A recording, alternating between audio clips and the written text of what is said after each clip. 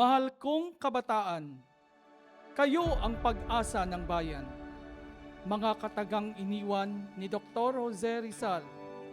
Ngunit para sa akin, hindi lamang kayo, kundi tayo.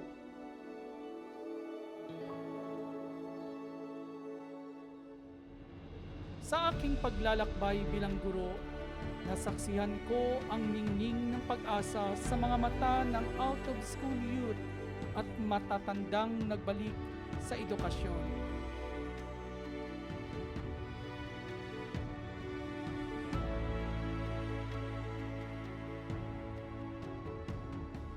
Sa lilim ng punong kahoy, sa lumang barangay hall, doon ko itinuro ang pagbasa at pagsulat.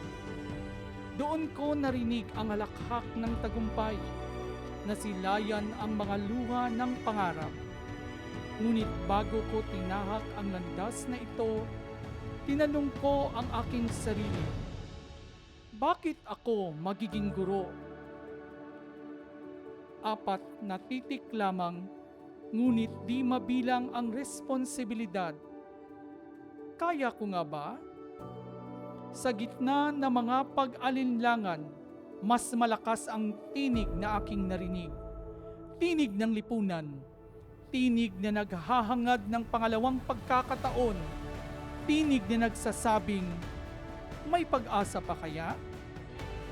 Isang inang di nakatapos ng elementarya, ngayoy marunong nang bumasa ng liham mula sa anak.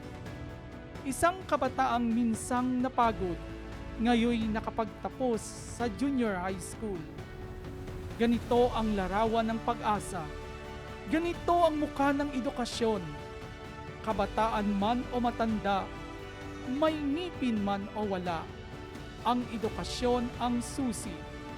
Susi sa pag-angat, susi sa kaunlaran, susi sa mas maliwanag na kinabukasan. Ngunit ang susi ay hindi gagalaw mag-isa. Kailangan ng kamay na hahawak. Kailangan ng pusong magtuturo.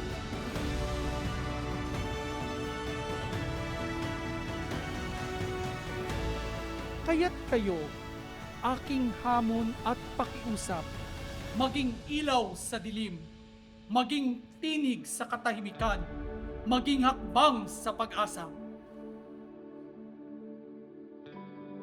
Hindi ito madaling landas. May bundok na aakyatin. May ilog na tatawirin. Ngunit higit sa lahat, may mga pusong bubuksan at mga buhay na babaguhin. Tulungan niyo akong mabuksan ang pintuan ng pag-asa, pagunlad, pagbabago at magandang bukas para sa lahat. Ang nagmamahal, Darwin T. Tadipa, ALS teacher ng Tubungan, Iloilo.